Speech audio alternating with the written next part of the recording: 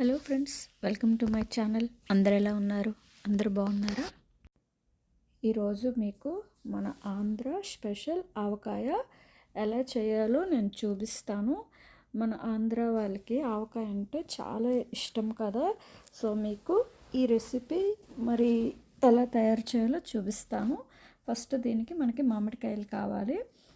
మనకి అమెరికాలో ఏంటంటే మామిడికాయలు దొరుకుతాయి, కానీ అది మనకి హైబ్రిడ్వి. ఇప్పుడు నేను చూపించినవి నార్మల్గా మనకి ఈ యూఎస్లో నిత్యం దొరుకుతాయి కదా. ఆ కాయలు ఏంటంటే మనకి బయట కట్ తీసేసి మగ్గిస్తారనమాట. ఇదేంటంటే చెట్టుకే మనకి ఇదైన కాయలు.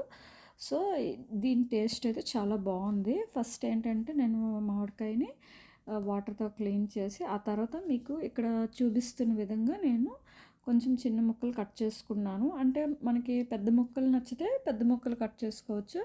నాకేంటంటే మరీ చిన్నవి కాదు, అట్లానే మరీ పెద్దవి కాకుండా మీడియం సైజు నేను చంక్స్లో కట్ చేసుకున్నాను అనమాట. ఈ ఆవకాయలు ప్రిపేర్ చేయాలంటే మనకి కొల అనేది ఉంటుంది, మెజర్మెంట్స్. దాన్ని బట్టి మనం ఆవకాయలు కానీ పచ్చళ్ళు కానీ మనం ఈజీగా చేసుకోవచ్చు. మెయిన్ మనకి ఈజీగా చేసుకునేది ఏంటంటే ఈ మామిడికాయ ఆవకాయ అనమాట. చాలా ఈజీగా మనం ప్రిపేర్ చేసుకోవచ్చు. ఏంటి అని అంటే మనకి మంచిగా మామిడికాయలు ఎట్లాంటివి దొరికితే ఎక్కువ రోజు మనకి మామిడి ముక్క అనేది గట్టిగా ఉంటుంది. అదే మనకి ఇప్పుడు నిత్యం దొరుకుతుంది కదా, దాంతో కూడా మనకి టేస్ట్ బాగుంటుంది, కానీ ముక్క అనేది కొన్ని రోజులకి మెత్తబడిపోతుంది. ఆ తర్వాత నేను ఇందాక చూపించిన విధంగా మామిడికాయ ముక్కలు కట్ చేసి అంతా ఆరబెట్టుకోవాలి. ఆ తర్వాత మనం ఇక్కడ ఆవాలు మెంతి సీడ్స్ని మనం సపరేట్గా మనం డ్రై రోస్ట్ చేసుకోవాలి. నేను మీకు ముందు మెజర్మెంట్స్ చూపించాను కదా, ఎంతెంత కావాలో అంతంత మనం సిమ్లోన మనం ఏంటి అని అంటే ఇట్లాగా అలాగా డ్రై రోస్ట్ చేయాలన్నమాట. మనకి ఆవాలు రెడీ అయ్యేవన్నీ మనకి అవి పాపప్ అవుతాయి అన్నమాట. మనకు అప్పుడు తెలిసిపోతుంది, పేలుతుంటాయి కదా, అట్లా అవుతాయి అన్నమాట. అప్పుడు వెంటనే మనం తీసి ఇట్లా పక్కన గిన్నెలో పెట్టుకోవాలి. అదే ప్యాన్లోన మనం మెంతులు కూడా నేను చూపించాను కదా, ఇంచుమించు ఒక 1 టీ స్పూన్ కంటే కొంచెం తక్కువగా మనం లో హీట్లో ఫ్రై చేయాలి. మెంతులు కూడా ఎక్కువ వేయకూడదు, ఎక్కువ వేస్తే మనకి చేదవుతుంది. ఈ రెండు మనకి కంప్లీట్గా చల్లారిన తర్వాతనే సపరేట్గా మనం ఇట్లా గ్రైండ్ చేసుకొని మనం పక్కన పెట్టుకోవాలి. చూసారు కదా, నేను సపరేట్గా గ్రైండ్ చేసుకుంటున్నాను. ముందు ఆవాలు, ఆ తర్వాత మెంతి. మనకి ఆవాలు మెంతి వేయడం వలన ఆవకాయకి మంచి రుచి వస్తుంది. మెంతి కొంచెం వేస్తే మంచి టేస్ట్ వస్తుంది, అదే ఎక్కువ వేస్తే మనకి చేదు వస్తుంది అన్నమాట. సో నేను రెండు మంచిగా గ్రైండ్ చేసుకొని ఇంకా నేను పక్కన పెట్టేసుకుంటున్నాను.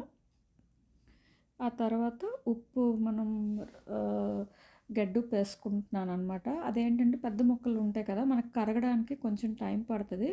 ఇట్లా బ్లెండ్ చేసుకున్నాం అనుకో మనకి ఈజీగా బ్లెండ్ అవుతుంది అనమాట. ఆ తర్వాత మనకి ఆవాల పిండి, మెంతిపిండి, ఉప్పు, కారం, బెల్లం, పసుపు అన్నీ మనకు ఆవకాయకి కావాల్సినవన్నీ మనం రెడీగా పెట్టుకోవాలి. ఆ తర్వాత నువ్వుల నూనె, మనం నువ్వుల నూనెతోనే చేయొచ్చు, పల్లీల నూనెతో కూడా మనం చేయొచ్చు. తర్వాత ఇప్పుడు ఎట్లాగా మనం మిక్స్ చేసుకోవాలో చూపిస్తే, మనం ఏదైనా ఒక గిన్నె కొల తీసుకోవాలి. ఈ మామిడికాయ ముక్కలు ఫస్ట్ మనకి 4 గిన్నెలు రావాలన్నమాట. మీరు మనకి రైస్ కుక్కర్ కప్పు ఉంటుంది కదా, దాంతో కూడా మనం 4 కప్పుల కొల అనమాట మనం వేసుకోవాలి. 4 కప్పుల కొలకి ఆ తర్వాత మనం ఆయిల్ కూడా వేసుకోవాలి. నార్మల్గా ఏంటి అని అంటే ఇండియాలో అయితే ఒక కప్పుకి అరకప్పు ఆయిల్ ఆరు 1 కప్ లాగా వేస్తారు. మనకి ఇక్కడ ఏంటి అంటే 1.5 కప్ ఆఫ్ ఆయిల్ వేస్తే మనకి సరిపోతుంది. అంటే 4 కప్పులకి 1.5 కప్ ఆయిల్ వేసాను నేను.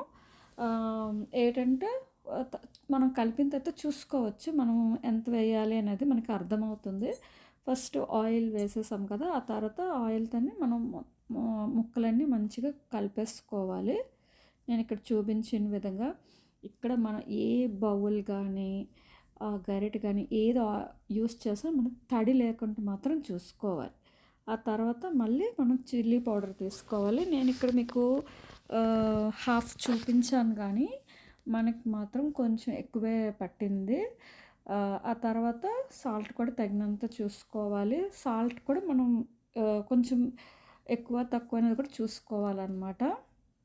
ఆ తర్వాత మనం ఆవాల పిండి, మెంతి పిండి మనం గ్రైండ్ చేసుకున్నాం కదా! పసుపు అన్నీ, ఉప్పు అన్నీ వేసుకొని మనం కలుపుకోవాలి. మనకి ఉప్పు గానీ తగ్గింది అనంటే ఏంటి అనంటే మనకి ఆవకాయ అనేది నురగంటూ ఒకటొస్తది. మనం అంతా కలిపిన తర్వాత.